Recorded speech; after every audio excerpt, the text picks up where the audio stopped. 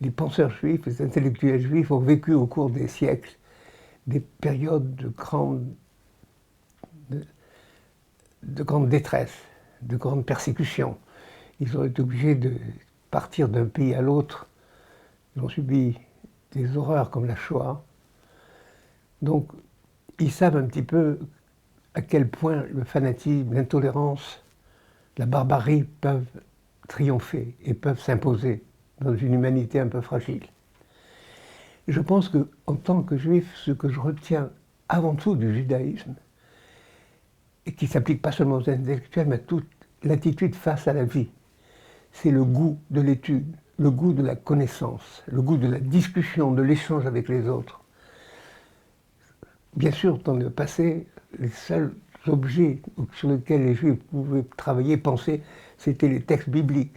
Donc, il est arrivé à une compréhension très approfondie de ces textes. Et je me souviens des discussions sans fin que j'ai vues autour de moi sur l'interprétation de tel ou tel verset de la Bible. Donc cet exercice intellectuel qui s'est poursuivi pendant des décennies, pendant des siècles, a développé un goût de la discussion, un goût du dialogue, un goût de la contestation. Ce qui est magnifique, je trouve, dans le judaïsme, c'est qu'on n'accepte pas les textes et ce qu'ils disent sans avoir auparavant discuté et essayé de les contester et de les mettre en conflit avec d'autres formes de raisonnement. Donc je pense que ce goût de l'étude, du raisonnement, et surtout de la transmission aux autres de ce qu'on a compris, qui est vraiment, je dirais, le caractère même de la science. La science essaye de comprendre. Une fois qu'elle a compris, elle essaye de transmettre aux autres ce qu'on a compris. Je pense que la recherche scientifique en particulier n'est pas compréhensible sans être accompagnée en même temps d'un enseignement scientifique.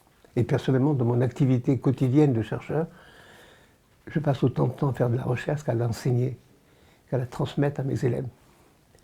Donc je pense que par cette attitude face à l'étude, face à l'enseignement, face à la connaissance, face à la transmission de la connaissance, je pense que les intellectuels juifs sont bien placés pour montrer à quel point le fanatisme, l'intolérance, la non-acceptation de la discussion sont des absurdités.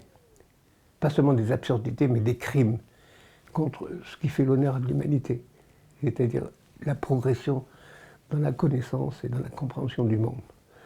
Donc je pense que les intellectuels juifs, grâce à la longue tradition qu'ils ont eue, grâce à leur éducation dans leur enfance, grâce à leur confrontation aux problèmes de notre époque, peuvent apporter quelque chose de plus en montrant clairement l'importance du dialogue, de la confrontation des idées, de la discussion, et du fait qu'il faut non pas imposer une croyance à autrui, mais il faut le convaincre, il faut essayer de l'éduquer, il faut essayer de le convaincre de ce qu'on pense, et le convaincre d'aller dans telle ou telle direction plutôt que dans la barbarie.